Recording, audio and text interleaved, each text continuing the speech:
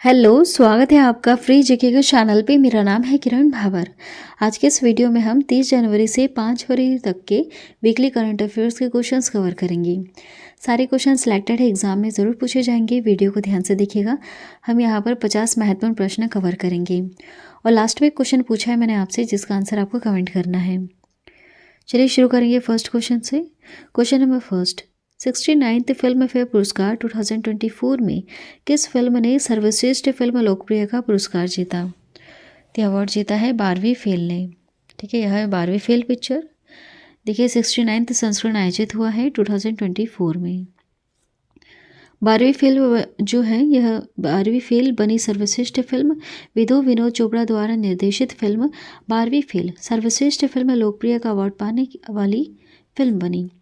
यह जो film IPS officer Manoj Kumar Soni के जीवन पर आधारित है। इस फिल्म में विक्रांत मसी ने इनका किरदार निभा रखा है। अगला सवाल है हमारा, ऑस्ट्रेलियन ओपन 2024 का मेंस सिंगल्स टाइटल किसने जीता? मेंस सिंगल्स का टाइटल जीता है जैनिक सिनर ने। जैनिक सिनर, देखिए जैनिक सिनर ने ऑस्ट्रेलियन ओपन 2024 में डैनियल मेदवेदेव को हराकर पहला ग्रैंड स्लैम जीता। वह किस देश से बिलोंग करते हैं? इटली से। किसे हराया है इन्होंने? डैनियल मेदवेदेव को।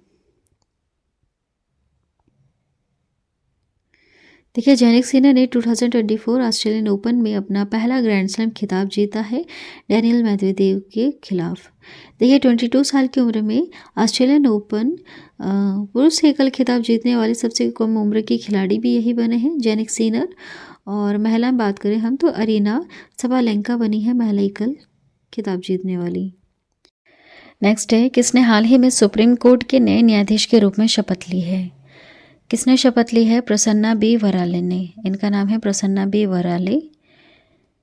देखिए सुप्रीम कोर्ट के प्रधान न्यायाधीश हैं DY चंद्रचूड़।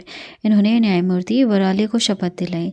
जो भी नया न्यायमूर्ति आता है उसको शपथ दिलाते हैं सुप्रीम कोर्ट के प्रमुख न्यायाधीश, मुख्य न्यायाधीश, प्रमुख न्यायाधीश, प्रधान न्यायाधीश। ठीक है, वो एक ही व्यक्ति होता है। अभी कौन है? DY चंद्रचूड़ है। देखिए इस नियुक्ति के साथ सुप्रीम कोर्ट में अब 34 न्यायाधीश हो चुके हैं। 33 इसमें अन्य न्यायमूर्ति हैं और जो एक व्यक्ति है प्रमुख होता है, प्रमुख न्यायाधीश है ना, तो वो अभी कौन है? DY चंद्रचूड़ है। और 33 अन्य है यहाँ पर, जैसे उनमें से एक अभी है प्रसन्ना बी वराले। नेक्स्ट है, हाल ही में भारतीय अंतरिक्ष अनुसंधान संगठन इसरो द्वारा लॉन्च किया गया इनसैट 3DS उपग्रह क्या है? तो एक प्रकार का मौसम विज्ञान उपग्रह है। मौसम विज्ञान उपग्रह ये क्या करेगा? पता लगाएगा, है ना, भविष्यवाणी कर सकता है मौसम की।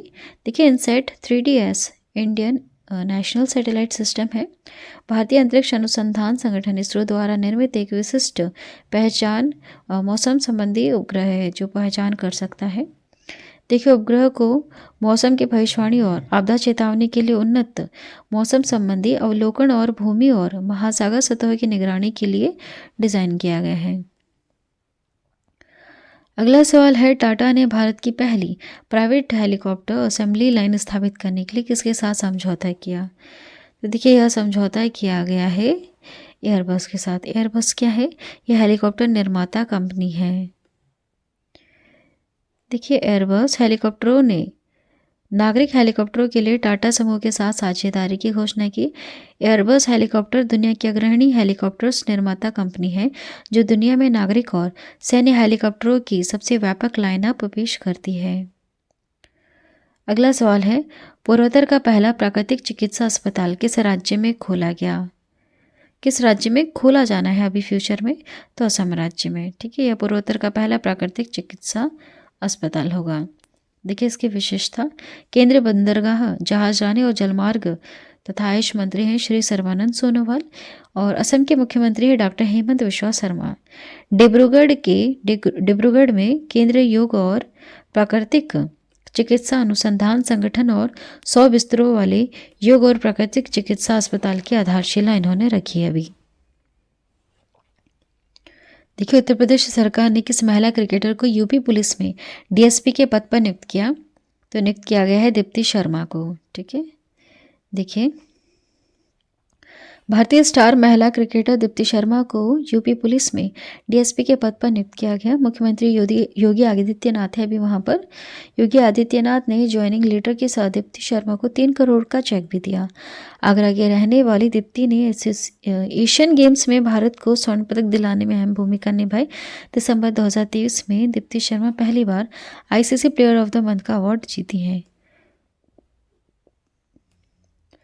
देखिए कि राज्य सरकार ने हाल ही में सड़क सुरक्षा बल की शुरुआत की है, तो इसकी शुरुआत की गई है पंजाब में।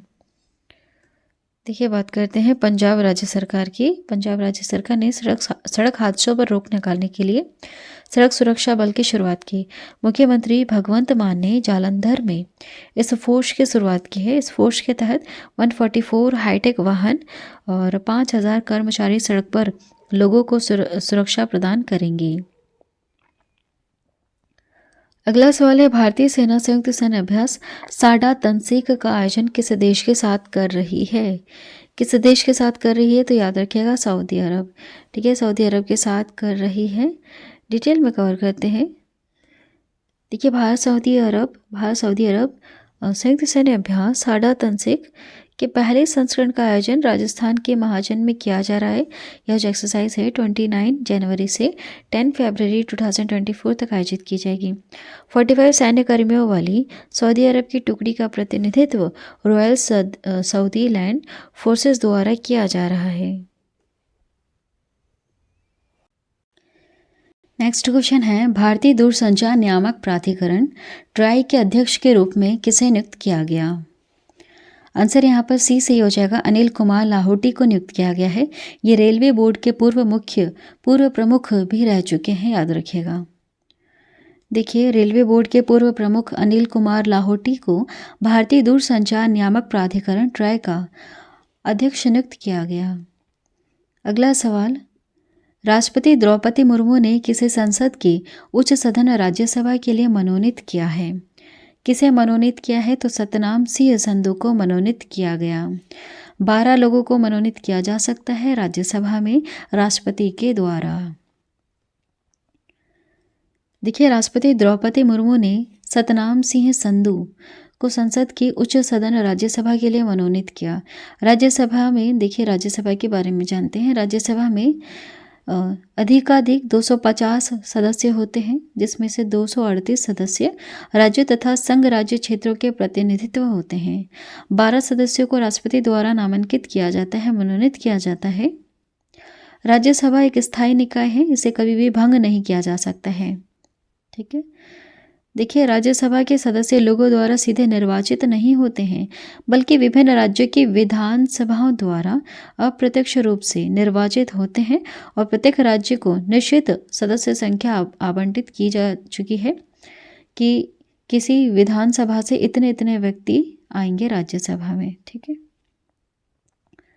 अगला सवाल है, कृषि क्षेत्र में स्वैच्छिक कार्बन बाजार और कृषि वानिकी नर्सरी के प्रत्यायन प्रोटोकॉल के लिए रूपरेखा किसने लॉन्च की? तो देखिए इनका नाम है अर्जुन मुंडा। इन्होंने रूपरेखा तैयार की है। देखिए कृषि क्षेत्र में VCM की रूपरेखा का उद्देश्य कार्बन व्यापार को बढ़ावा देना है। छोटे और मध्यम किसानों को कार्बन क्रेडिट प्रणाली में भाग लेने के लिए प्रोत्साहित करना है। यह पहल पर्यावरण के अनुकूल कृषि पद्धतियों को बढ़ावा देते हुए किसानों को लाभ प्रदान करना चाहती है। लॉन्च की गई रूपरेखा को कार्बन उत्सर्जन नियंत्रण के क्षेत्र में पहला कदम माना जाता है। अगला सवाल है, किस राज्य सरकार ने राज्य की जनजातीय आबादी का समर्थन करने के लिए लाभ योजना शुरू करने की घोषणा की? किस राज्य सरकार ने? तो देखिए आंसर डी से हो जाएगा। उड़ीसा राज्य सरकार ने लाभ योजना शुरू की है। देखिए मुख्यमंत्री नवीन पटनायक हैं उड़ीसा के। इनकी अध्यक्षता में कैबिनेट ने लाभ की घोषणा की। इसका पूरा नाम होता है लघु वन जातीय द्रव्य क्रय। देखिए लाभ पूरी तरह से राज्य सरकार द्वारा वित्त पोषित है, जिसका लक्ष्य है लघु वन उपज के लिए समर्थन मूल्य प्रदान करना। देखिए भारत सरकार ने हाल ही में वर्ष 2024-25 के लिए यूनेस्को विश्व विरासत सूची में शामिल करने के लिए क्या नामांकित किया? किसका नाम नामांकित किया गया है? तो भारत के मराठा सैन्य परिदृश्य का आप देख सकते हैं यहाँ पर इस तरह से दिख रहा है जैसे कोई एक छोटा सा टापू हो और उसके आसपास पूरी तरह से बाउंड्री बनाई गई हो। देखिए वर्तमान में भारत में 42 विश्व धरोहर स्थल हैं, जिसमें से 34 सांस्कृतिक स्थल, 7 प्राकृतिक हैं और एक मिश्रित स्थल है। सैन्य परिदृश्य 17वीं और 19वीं शताब्दी के बीच विकसित किए गए थे, जो मराठा शासकों द्वारा कल्पना की गई एक असाधारण किलेबंदी और सैन्य प्रणाली का प्रदर्शन करते हैं। देखिए FIH हॉकी 5S महिला विश्व कप का खिताब किसने जीता? तो यह जीता है नीदरलैंड्स ने। FIH हॉकी 5S महिला विश्व कप। देखिए नीदरलैंड की महिला हॉकी टीम ने FIH हॉकी 5S महिला विश्व कप का खिताब जीता। मस्कट में खेला गया था। मस्कट में खेले गए फाइनल में नीदरलैंड ने भारत को हराकर यह खिताब जीता। नीदरलैंड ने भारतीय टीम को 7-2 के बड़े अंतर से हराया। ISSF विश्व कप 2024 में पुरुषों की 10 metre air rifle shooting event में किसने गोल्ड मेडल जीता है? तो यह जीता है दिव्यांश सिंह पवार ने, है ना। ISSF विश्व कप 2024 में पुरुषों की 10 metre air rifle shooting event में गोल्ड जीता। देखिए भारत के दिव्यांश सिंह पवार ने काहिरा में खेला गया ISSF विश्व कप 2024 में पुरुषों की 10 metre air rifle shooting event में गोल्ड मेडल जीता। वहीं भारतीय निशानेबाज सोनम उत्तम मस्कर ने महिला वर्ग में रजत पदक हासिल किया। नेक्स्ट देखिएगा, हाल ही में पुस्तक एक समंदर मेरे अंदर प्रकाशित की गई है। यह किसके द्वारा लिखी गई? तो देखिए इसको लिखा गया है संजीव जोशी के द्वारा। देखिए राष्ट्रीय सुरक्षा सलाहकार अजीत डोभाल और chief of defence staff general Anil Chauhan ने ब्रह्मोस एरोस्पेस के डिप्टी CEO संजीव जोशी द्वारा लिखित पुस्तक एक समंदर मेरे अंदर लॉन्च की। पिछले कई वर्षों में जोशी द्वारा लिखित यह पुस्तक 75 कविताओं का संग्रह है। नेक्स्ट क्वेश्चन है, भारत लोकतंत्र की जननी शीर्षक वाली झांकी ने गणतंत्र दिवस समारोह परेड 2024 में शीर्ष स्थान हासिल किया। इसे किस मंत्रालय द्वारा बनाया गया था? तो इसे बनाया गया था संस्कृति मंत्रालय के द्वारा, है ना। भारत लोकतंत्र की जननी शीर्षक वाली झांकी को, देखिए जो झांकी है इंदिरा गांधी राष्ट्रीय कला केंद्र द्वारा प्रस्तुत की गई थी। झांकी में भारत की विविध छवि पर प्रकाश डाला गया है, जिसे अक्सर लोकतंत्र की जननी के रूप में जाना जाता है, जो इस सांस्कृतिक विरासत को सुरक्षित करने और मानने के लिए संस्कृति मंत्रालय की प्रतिबद्धता को दर्शाती है।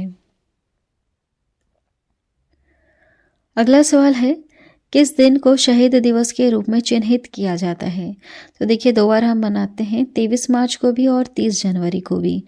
दोनों जो तिथियां हैं अपने आप में एक अलग महत्व रखती हैं। देखिए 30 जनवरी की बात करते हैं। 30 जनवरी 1948 को महात्मा गांधी दिल्ली में जब थे तो नाथूराम गोडसे द्वारा उन्हें 3 गोलियां मार दी गई। देखिए हर साल महात्मा गांधी की जयंती 2 अक्टूबर को अंतर्राष्ट्रीय अहिंसा दिवस के रूप में मनाया जाता है। 2 अक्टूबर को हम अहिंसा दिवस के रूप में मनाते हैं और जो 30 जनवरी है इसे हम मनाते हैं शहीद दिवस के रूप में। देखिए शहीद दिवस एक और डेट को मनाया जाता है 23 मार्च को। 23 मार्च 1931 को वीर क्रांतिकारी भगत सिंह, सुखदेव, राजगुरु इन्हें फांसी दी गई थी। अगला सवाल है, अंतरिम बजट 2024 में किस मंत्रालय को सबसे अधिक बजट आवंटित किया गया? किस मंत्रालय को? रक्षा मंत्रालय को। देखिए डिटेल में कवर करेंगे। अंतरिम बजट पेश किया गया है जो एक आम चुनाव से पहले पेश की जाती है, जो एक नई सरकार की शुरुआत करेगी। इसका विषय 2047 तक विकसित भारत। संविधान के अनुच्छेद 112 में सरकार को 1 अप्रैल से 31 मार्च, है ना, इस साल के 1 अप्रैल से 2025 के 31 मार्च तक प्रत्येक वित्तीय वर्ष के संबंध में अनुमानित प्राप्ति और व्यय का विवरण जो है संसद में प्रस्तुत करना पड़ता है। राष्ट्रपति इसे संसद के समक्ष रखवाते हैं। राष्ट्रपति की ओर से वित्त मंत्री इसे निर्धारित करते हैं। देखिए अगला सवाल, निर्मला सीतारमण ने अपना कौन सा केंद्रीय बजट पेश किया है? तो देखिए वैसे तो एक अंतरिम बजट है और यह छठवां था, है ना। छठवां बजट है, लेकिन जो अंतरिम बजट है ये पहली बार पेश कर रही थी। देखिए 2019 में पेश कर चुकी हैं, 20 में, 21 में, 22 में, 23 में। ठीक है, इस समय उन्होंने केंद्रीय बजट पेश किया, पूर्ण था वो सब। लेकिन 2024 में अब जो पेश किया गया है वह कौन सा है? अंतरिम बजट है। तो देखिए अंतरिम बजट कब पेश किया जाता है? जिस साल चुनाव होने होते हैं। अभी चुनाव होने हैं, जैसे आपको पता है चुनाव होने हैं, कुछ भी हो सकता है, सरकार बदल सकती है या फिर यही सरकार वापस सत्ता में आ सकती है, कुछ भी हो सकता है। तो ऐसे सालों में जो सरकार है वो सरकार कुछ ऐसी बड़ी घोषणाएं नहीं करती हैं, जो अभी तक योजनाएं चला रहे थे वो बस उसमें और बजट ऐड कर दिया जाता है। ठीक है, वो होता है अंतरिम बजट। अंतरिम बजट की मुख्य विशेषताएं आप देख लीजिए। सड़क परिवहन और राजमार्ग मंत्रालय जो है इसके लिए 2.78 लाख करोड़ रुपए आवंटित किए जाएंगे, इतना मतलब बजट है। रेल मंत्रालय के लिए 2.55 लाख करोड़ का बजट। उपभोक्ता मामले, खाद्य और सार्वजनिक वितरण मंत्रालय के लिए 2.1 लाख करोड़। रक्षा मंत्रालय के लिए 6.2 लाख करोड़। गृह मंत्रालय के लिए 2.03 लाख करोड़। ग्रामीण विकास मंत्रालय के लिए 1.77 लाख करोड़। कृषि मंत्रालय के लिए 1.27 लाख करोड़। ठीक है, और जो टैक्स वगैरह भरते हैं उनके लिए कुछ भी यहाँ पर बदलाव नहीं किया गया है। कराधान और आयात शुल्क से संबंधित कोई भी बदलाव नहीं है। देखिए अगला सवाल है, 1 फरवरी 2024 को किसने यूपीएससी के सदस्य के रूप में पद और गोपनीयता की शपथ ली है? किसने ली है? तो संजय वर्मा ने। ठीक है, इनका नाम है संजय वर्मा। इन्होंने 1 फरवरी को यूपीएससी के सदस्य के रूप में शपथ ली, ये सदस्य बन गए हैं। देखिए संजय वर्मा को यूपीएससी के चेयरमैन नाम याद रखिएगा, डॉक्टर मनोज सोनी, इन्होंने शपथ दिलाई। संजय वर्मा जो है 1990 में भारतीय विदेश सेवा में शामिल हुए और उन्होंने भारत और विदेशों में विभिन्न पदों पर कार्य किया। संघ लोक सेवा आयोग यूपीएससी भारत का एक संवैधानिक निकाय है जो परीक्षाओं के माध्यम से अखिल भारतीय सेवाओं और केंद्र सिविल सेवाओं में अधिकारियों की सीधी भर्ती करता है और विभिन्न पदों पर अधिकारियों की नियुक्ति भी करता है।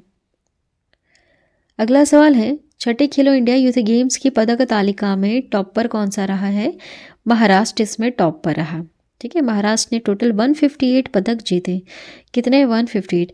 महाराष्ट्र टॉप में, फिर तमिलनाडु और तीसरे नंबर पर हरियाणा। देखिए छठे खेलो इंडिया यूथ गेम्स का आयोजन 19 से 31 जनवरी 2024 तक तमिलनाडु में किया गया। तमिलनाडु के 4 शहरों में आयोजित किया गया है। ये टूर्नामेंट के अंत में महाराष्ट्र ने 158 पदकों के साथ खेलो इंडिया यूथ गेम्स पदक तालिका में यह टॉप पोजीशन पर रहा, जिसमें से 57 तो स्वर्ण है, 48 रजत और 53 कांस्य। ठीक है, गोल्ड, सिल्वर, ब्रॉन्ज। देखिए तमिलनाडु ने टोटल तो यहाँ पर 98 पदक हासिल किए, जिसमें से 38 स्वर्ण है, 21 रजत और 39 कांस्य है, टोटल 98। और सेकंड पोजीशन पर रहा है। थर्ड नंबर पर देखिए तो हम हरियाणा है। हरियाणा ने 35 स्वर्ण जीते हैं, 22 रजत, 46 कांस्य पदक जीते हैं। नेक्स्ट क्वेश्चन है, भारतीय सेना में पहली महिला सूबेदार कौन बनी है? तो याद रखिएगा प्रीति रजक हैं भारतीय सेना में पहली महिला सूबेदार। देखिए चैंपियन ट्रैप शूटर हवलदार प्रीति रजक भारतीय सेना में सूबेदार का पद पाने वाली पहली महिला बनी है। सूबेदार रजक 22 दिसंबर 2022 को सैन्य पुलिस कोर में सेना में शामिल हुई। वह शूटिंग अनुशासन में हवलदार के रूप में सेना में नामांकित पहली मेधावी खिलाड़ी हैं। नेक्स्ट है, इंडियन कोस्ट गार्ड डे प्रतिवर्ष कब मनाया जाता है? तो देखिए 1 फरवरी को मनाया जाता है इंडियन कोस्ट गार्ड डे, भारतीय तटरक्षक दिवस।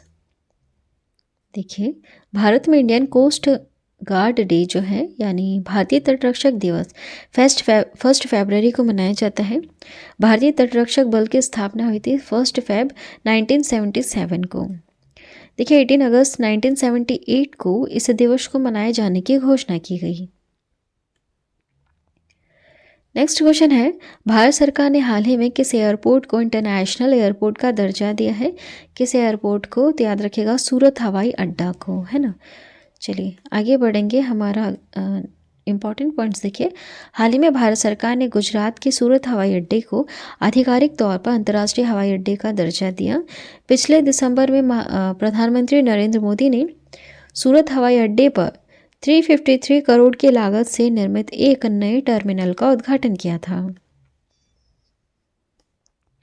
देखिए, किसे एशियाई क्रिकेट परिषद के अध्यक्ष के रूप में फिर से नियुक्त किया गया है? किसे किया गया है? जय शाह को। जय शाह कौन है? अमित शाह के बेटे हैं। अमित शाह कौन है? ये देश के गृह मंत्री हैं। देखिए, भारतीय क्रिकेट कंट्रोल बोर्ड के सचिव जय शाह को तीसरी बार एशियाई क्रिकेट परिषद के अध्यक्ष के रूप में चुना गया। एशियाई क्रिकेट परिषद एक क्रिकेट संगठन है जिसकी स्थापना 1983 में एशिया में क्रिकेट के खेल को बढ़ावा देने और विकसित करने के लिए की गई थी। नेक्स्ट क्वेश्चन है, जनवरी 2024 में किस मंत्रालय ने the Indian economy a review शीर्षक से रिपोर्ट जारी की है? किस मंत्रालय ने? वित्तीय मंत्रालय ने। देखिए, वित्तीय मंत्रालय ने भारतीय अर्थव्यवस्था के सामने आने वाली 4 चुनौतियों को रेखांकित किया, जिसमें सेवा क्षेत्र के लिए एआई का खतरा, ऊर्जा सुरक्षा, आर्थिक विकास के बीच व्यापार बंद, वैश्विक विकास का प्रभाव और कौशल कार्यबल की उपलब्धता शामिल है। रिपोर्ट 2030 तक $7 ट्रिलियन की अर्थव्यवस्था बनाने की आकांक्षा प्राप्त करने के लिए इन चुनौतियों का समाधान करने में महत्व पर जोर देती है। देखिए, अगला सवाल है, जनवरी 2024 में पुडुचेरी के नए मुख्य सचिव के रूप में किसे नियुक्त किया गया? तो नियुक्त किया गया है शरद चौहान को। ये जनवरी 2024 में पुडुचेरी के नए मुख्य सचिव बने हैं। देखिए, अरुणाचल प्रदेश में वित्तीय योजना और निवेश विभाग के प्रधान आयुक्त शरद चौहान को पुडुचेरी का नया मुख्य सचिव नियुक्त किया गया है। अगला सवाल, झारखंड के नए मुख्यमंत्री के रूप में किसने शपथ ली? किसने ली है? चनपई सोरेन ने। ठीक है, चनपई सोरेन बने हैं झारखंड के नए मुख्यमंत्री। देखिए, झारखंड मुक्ति मोर्चा के वरिष्ठ नेता है चनपई सोरेन। इन्होंने झारखंड के नए मुख्यमंत्री के रूप में शपथ ली। पहले थे हेमंत सोरेन, इनका स्थान लिया है अब इन्होंने, जो ईडी के एक केस में गिरफ्तार किए गए हैं। राज्यपाल हैं पीसी राधाकृष्णन। इन्होंने राजभवन में चनपई सोरेन को पद की शपथ दिलाई। अगला सवाल, विश्व आर्द्र भूमि दिवस 2024 का विषय क्या है? इसका विषय है आर्द्र भूमि और मानव कल्याण। देखिए, डिटेल में कवर करेंगे। नमी या दलदली भूमि वाले क्षेत्र को आर्द्र भूमि या वेटलैंड कहा जाता है। 2 फरवरी 1971 को कैस्पियन सागर के तट पर ईरानी शहर रामसर में वेटलैंड पर कन्वेंशन को अपनाने की तारीख को चिन्हित करने हेतु यह दिवस मनाया जाता है। देखिए, विश्व आर्द्र भूमि दिवस पहली बार 2 फरवरी 1997 को रामसर सम्मेलन के 16 वर्ष पूरे होने पर मनाया गया था। यह दिवस 1997 से प्रतिवर्ष मनाया जाता है। नेक्स्ट क्वेश्चन है, आगामी 2024 पेरिस ओलंपिक के लिए मशाल वाहक के रूप में किसे चुना गया? तो देखिए, अभिनव बिंद्रा को चुना गया है आगामी 2024 पेरिस ओलंपिक खेलों के लिए। देखिए, मशाल वाहक के रूप में अभिनव बिंद्रा का चयन एक ओलंपिक चैंपियन के रूप में उनकी उपलब्धियां और ओलंपिक आंदोलन में उनके योगदान की मान्यता है। अंतर्राष्ट्रीय ओलंपिक समिति IOC के एथलीट आयोग के सदस्य बिंद्रा ने 2008 में बीजिंग ओलंपिक खेलों में पुरुषों की 10 मीटर एयर राइफल्स स्पर्धा में स्वर्ण पदक जीता। पेरिस ओलंपिक 26 जुलाई से 11 अगस्त 2024 तक होने वाला है। नेक्स्ट क्वेश्चन है, किस राज्य में स्मार्ट पुलिसिंग के तहत सेल्फ बैलेंसिंग इलेक्ट्रिक स्कूटर को लॉन्च किया गया? किस राज्य में? उत्तराखंड राज्य में। ठीक है, स्मार्ट पुलिसिंग के लिए। देखिए, हाल ही में उत्तराखंड पुलिस ने स्मार्ट पुलिसिंग को बढ़ावा देने के उद्देश्य से सेल्फ बैलेंसिंग इलेक्ट्रिक स्कूटर को लॉन्च किया। पर्यटकों और स्थानीय नागरिकों की सुरक्षा के लिए हरिद्वार में पुलिस सेल्फ बैलेंसिंग स्कूटर से गश्त करेगी। वर्तमान में उत्तराखंड के राज्यपाल गुरमीत सिंह और मुख्यमंत्री पुष्कर सिंह धामी हैं। ठीक है, उत्तराखंड राज्य की हम बात करें तो राज्यपाल का नाम है गुरमीत सिंह और मुख्यमंत्री हैं पुष्कर सिंह धामी। अगला सवाल, जुलाई 2024 में ICC AGM की मेजबानी कौन सा देश करेगा? कौन करेगा? श्रीलंका करेगा। ठीक है, देखिए एक्स्ट्रा पॉइंट्स। श्रीलंका 19 से 22 जुलाई तक कोलंबो में आईसीसी एजीएम, इसका फुल फॉर्म है annual general meeting of the international cricket conference, इसकी है मेजबानी करेगा। आईसीसी एजीएम एक महत्वपूर्ण वार्षिक बैठक है जहां सदस्य देश क्रिकेट से संबंधित विभिन्न मामलों पर चर्चा करते हैं और निर्णय लेते हैं। नेक्स्ट, केंद्र सरकार ने लखपति दीदी योजना के लक्ष्य को बढ़ाकर कितना किया? कितना कर दिया? 3 करोड़ कर दिया है। ठीक है, देखिए राज्य सरकार जो केंद्र सरकार है हमारी, उन्होंने और भी कुछ घोषणाओं को लेकर बात कही है। अभी जो अंतरिम बजट आया था, सभी आशा कर्मी बहनों, आंगनवाड़ी कार्यकर्ताओं को आयुष्मान भारत योजना के दायरे में लाया जाएगा, ये एक महत्वपूर्ण बात है। दूसरी, सूर्योदय योजना के तहत 1 करोड़ घरों में 300 यूनिट सोलर बिजली फ्री दी जाएगी। ठीक है, सूर्योदय योजना में क्या है? छतों पर सोलर पैनल लगाने हैं। देखिए 2 करोड़ नए घर प्रधानमंत्री योजना के तहत बनाए जाएंगे। और सरकार ने स्वयं सहायता समूह के तहत लखपति दीदी योजना का लक्ष्य 2 करोड़ से बढ़ाकर 3 करोड़ कर दिया। विभिन्न प्रकार के कौशल प्रशिक्षण इसमें दिए जाते हैं। देखिए ब्लू इकोनॉमी 2.0 के तहत नई योजना शुरू की जाएगी। ये कुछ महत्वपूर्ण बातें की गई हैं अंतरिम बजट में। देखिए कि इस भारतीय निशानेबाज ने 2024 में काहिरा विश्व कप में पुरुषों की 50 मीटर राइफल्स 3 पोजीशन स्पर्धा में कांस्य पदक जीता। तो यह जीता है अखिल श्योराण ने। देखिए डिटेल में कवर करते हैं। चेक गणराज्य की जीरी ने स्वर्ण पदक जीता है इसमें। फ्रांस के रोमेन ने रजत पदक जीता है इसमें, इन्होंने स्वर्ण पदक जीता, इन्होंने रजत पदक जीता। और अखिल श्योरण के करियर का यह दूसरा व्यक्तिगत ISSF विश्व कप स्टेज पदक था। इसके पहले उन्होंने 2022 में इसी स्पर्धा में कांस्य पदक जीता था। ठीक है, और अभी भी कांस्य पदक जीता। नेक्स्ट क्वेश्चन है, भारतीय वायुसेना द्वारा एक्सरसाइज वायु शक्ति 24 का आयोजन कहाँ किया जाएगा? तो इसका आयोजन कहाँ किया जाएगा? जैसलमेर में।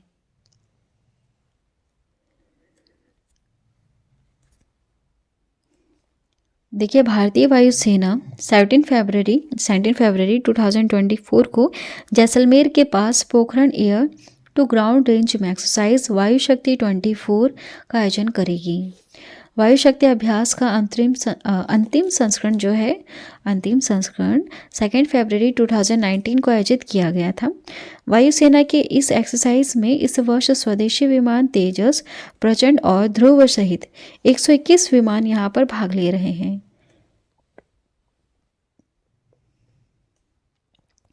देखिए न्यायमूर्ति PS दिनेश कुमार कर्नाटक उच्च न्यायालय के मुख्य न्यायाधीश के रूप में कब सेना विनिवृत्त होंगे? मतलब ये कब इस पद से हटने वाले हैं, इनका कार्यकाल पूरा हो रहा है। तो देखिए 24 फरवरी 2024 को। डिटेल में कवर करते हैं। देखिए न्यायमूर्ति PS दिनेश कुमार कर्नाटक उच्च न्यायालय के मुख्य न्यायाधीश होंगे। वह 2015 से कर्नाटक उच्च न्यायालय में कार्यरत हैं। न्यायमूर्ति PS दिनेश कुमार को कर्नाटक उच्च न्यायालय के मुख्य न्यायाधीश के पद पर नियुक्त किया गया। उनका कार्यकाल छोटा होगा क्योंकि ये 24 फरवरी को सेवानिवृत्त होने वाले हैं। ठीक है, रिटायरमेंट हो जाएगा इनका। देखिए तो रिटायरमेंट किस आधार पर हुआ? संविधान के अनुच्छेद 217 के 1 में लिखा है। 217 के 1 के अनुसार उच्च न्यायालय के न्यायाधीश 62 वर्ष की आयु में सेवानिवृत्त होंगे। ठीक है, वहीं हम बात करें उच्चतम न्यायालय की, हमारी सुप्रीम कोर्ट की बात करें तो वहाँ पर 65 वर्ष आयु रखी गई है सेवानिवृत्त की। ठीक है, जो भी न्यायाधीश हैं उनके लिए। अगला सवाल है, Uttarakhand uniform civil code committee के अध्यक्ष कौन है? तो इनका नाम है रंजना प्रकाश देसाई। तो देखिए यह क्या है? UCC Uttarakhand uniform civil code committee की अध्यक्ष न्यायमूर्ति रंजना प्रकाश देसाई ने समिति के सदस्यों के साथ उत्तराखंड के मुख्यमंत्री पुष्कर सिंह धामी को UCC की अंतिम रिपोर्ट सौंपी है। UCC के लिए 27 मई 2022 को 5 सदस्यीय कमेटी का गठन किया गया था। ड्राफ्ट मिलने के बाद अब सरकार इसे कल होने वाले कैबिनेट में मंजूरी देगी। ठीक है, तो ये 6 फरवरी को किया जाएगा इस ड्राफ्ट को। देखिए, माना जा रहा है कि धामी सरकार 6 फरवरी को यूसीसी को विधेयक के रूप में विधानसभा में पेश करेगी। यह एक यूसीसी क्या है? तो एक सामाजिक मामलों से संबंधित कानून होता है। ठीक है, इसको हम पहले डिस्कस कर चुके हैं, काफ़ी लंबा है, बहुत सारे पॉइंट्स इसमें लिखे गए हैं। कुछ कुछ छोटे पॉइंट्स बता देते हैं आपको कि लड़कियों की जो शादी की कानूनी उम्र है वह 21 वर्ष तय कर सकते हैं। बहुविवाह जो करते थे, बहुविवाह जैसे जो प्रथाएं थी, उस पर या तो पूरी तरह से रोक लग जाएगी या फिर किसी तरह का इस पर थोड़ा कुछ दंड वगैरह हो सकता है। ठीक है, विवाह के बाद अनिवार्य हो जाएगा पंजीकरण। इस तरह के बहुत सारी चीज़ें हैं। लिव इन रिलेशनशिप को लेकर भी बहुत सारे यहाँ पर तमाम कानून बनेंगे। मुस्लिम महिलाओं को गोद लेने का जो अधिकार है, गोद लेने की प्रक्रिया सरल कर दी जाएगी। ठीक है, और जो बराबर का विरासत का जो अधिकार है लड़कियों के लिए भी, उससे संबंधित भी कुछ कानून आ सकते हैं। तो 6 फरवरी का आप वेट ज़रूर करिएगा, न्यूज़ चैनल पर आप ज़रूर देखिएगा, पूरा डिटेल में वहाँ पर बताया जाएगा, है ना। नेक्स्ट क्वेश्चन है, श्री लाल कृष्ण आडवाणी को देश के किस पुरस्कार से सम्मानित किया जाएगा? तो देखिए, भारत देश का सर्वोच्च नागरिक सम्मान कौन सा है? भारत रत्न। भारत रत्न 2024 में श्री लाल कृष्ण आडवाणी को दिया जाएगा। साल भर में 3 लोगों के नाम डिसाइड कर सकते हैं, 3 लोगों को दिया जा सकता है भारत रत्न। 2 लोगों के नाम फिक्स हो चुके हैं, एक है कर्पूरी ठाकुर, दूसरे हैं लाल कृष्ण आडवाणी। देखिए, लाल कृष्ण आडवाणी 2002 से 4 तक उप प्रधानमंत्री रहे हैं। बीजेपी के सह संस्थापक है श्री आडवाणी जी, है ना। वह आरएसएस के सदस्य भी हैं। 1998 से 2004 तक सबसे लंबे समय तक वे गृह मंत्री रह चुके हैं। 2015 में पद्म विभूषण से सम्मानित किया गया था। साथ ही बिहार के पूर्व मुख्यमंत्री हैं कर्पूरी ठाकुर। इन्हें भारत रत्न 2024 से सम्मानित किया जाएगा। वह पिछड़े वर्गों के हितों की वकालत करने के लिए जाने जाते थे। अगला सवाल, किस राज्य सरकार ने मोबाइल मीडिया के जागरूक उपयोग को प्रोत्साहित करने के लिए डिजिटल डिटॉक्स पहल की शुरुआत की? किस राज्य सरकार ने? कर्नाटक राज्य सरकार ने। देखिए, इस पहल का उद्देश्य अत्यधिक डिजिटल खपत के नकारात्मक प्रभाव के बारे में जागरूकता फैलाना और जिम्मेदार गेमिंग को बढ़ावा देना। यह जो पहल है, सोच समझकर प्रौद्योगिकी के उपयोग के बारे में जागरूकता बढ़ाने और मानसिक स्वास्थ्य और रिश्तों पर इसके प्रतिकूल प्रभावों को कम करने पर केंद्रित होगी। अगला है, केंद्रीय आयुष मंत्री श्री सर्बानंद सोनोवाल द्वारा राष्ट्रीय आरोग्य मेले का उद्घाटन कहाँ किया गया? तो देखिए, नई दिल्ली में किया गया है। केंद्रीय आयुष मंत्री श्री सर्बानंद सोनोवाल द्वारा राष्ट्रीय आयोग मेले का उद्घाटन। मेले का आयोजन आयुष मंत्रालय और श्री पूरन चंद्र गुप्ता स्मारक ट्रस्ट के सहयोग से किया जाता है। यह 1 फरवरी 2024 से 4 फरवरी 2024 तक नई दिल्ली के जवाहरलाल नेहरू स्टेडियम में आयोजित किया जा रहा है ना। देखिए, इस कार्यक्रम का उद्देश्य आयुर्वेद, योग, प्राकृतिक चिकित्सा और होम्योपैथी जैसी विभिन्न पारंपरिक भारतीय चिकित्सा प्रणालियों के लाभों और सिद्धांतों को प्रदर्शित करना है। नेक्स्ट देखिएगा, किस संगठन ने पिछली 24 रिपोर्ट जारी की है? 2024 में रिपोर्ट जारी की गई है। तो देखिए, यह जारी करते हैं अंतर्राष्ट्रीय ऊर्जा एजेंसी। देखिए, इलेक्ट्रिसिटी 2024 जैसी रिपोर्टों को समझने के लिए नीति निर्माताओं, व्यवसायों और हितधारकों को ऊर्जा नीति और निवेश के संबंध में सूचित निर्णय लेने में मदद मिलती है। भारत की बिजली की मांग देखिएगा 2026 तक सालाना 6.5 की दर से बढ़ने वाली है। कोयला प्रमुख ऊर्जा स्रोत बना हुआ है जो 2026 में भारत के 68% बिजली ज़रूरतों को पूरा करेगा। नेक्स्ट है, 2024 में मलेशिया के 17वें राजा के रूप में किसे नियुक्त किया गया? तो देखिए, नियुक्त किया गया है सुल्तान इब्राहिम सुल्तान सिकंदर को। देखिए, मलेशिया की राजशाही जिसे यांग डी पर्टुआन एगोंग के नाम से जाना जाता है, एक राजशाही एक कोई प्रथा वगैरह है, एक अनूठी प्रणाली का पालन ये लोग करते हैं जहाँ 9 शाही परिवारों के प्रमुख हर 5 साल के लिए राजा बनते हैं। मलेशिया दक्षिण पूर्व एशिया में स्थित एक देश है। यह मलय सागर से 2 भागों में विभाजित है। मलय प्रायद्वीप पर स्थित क्वालालंपुर देश की राजधानी है और यह 13 राज्यों से मिलकर बनाया गया एक संघीय राज्य है। देखिए, किस राज्य ने नेत्रहीन पुरुषों के लिए T20 क्रिकेट टूर्नामेंट में नागेश ट्रॉफी जीती है? तो यह जीती है कर्नाटक ने। ठीक है, नेत्रहीन पुरुषों के राष्ट्रीय T20 क्रिकेट टूर्नामेंट में। देखिए, कर्नाटक पुरुषों के राष्ट्रीय दृष्टिबाधित T20 क्रिकेट टूर्नामेंट में नागेश ट्रॉफी में विजय रहा कर्नाटक। नागपुर में हुए फाइनल मैच में उसने आंध्र प्रदेश को 9 विकेट से हराया था ना। नेक्स्ट क्वेश्चन है हमारा, झारखंड के मुख्यमंत्री के प्रधान सचिव की भूमिका किसने संभाली? तो भूमिका संभाली है विनय कुमार चौबे ने, इनका नाम है। और ये कौन है? ये है चनपई सोरेन, जो झारखंड के नए मुख्यमंत्री बने। देखिए, वरिष्ठ IAS अधिकारी विनय कुमार चौबे को झारखंड के मुख्यमंत्री का प्रधान सचिव नियुक्त किया गया। यह नियुक्ति चनपई सोरेन की झारखंड के नए मुख्यमंत्री के रूप में शपथ लेने के तुरंत बाद हुई। देखिए, पिछला मुख्यमंत्री थे हेमंत सोरेन, इन्होंने इस्तीफा दिया। कथित भूमि घोटाले से जुड़ी मनी लॉन्ड्रिंग जांच के सिलसिले में प्रवर्तन ED ने उन्हें गिरफ्तार कर लिया है। अगला सवाल है, कंचनजंगा अंतर्राष्ट्रीय फिल्म महोत्सव में किस फिल्म ने सर्वश्रेष्ठ एनिमेशन फिल्म का पुरस्कार जीता?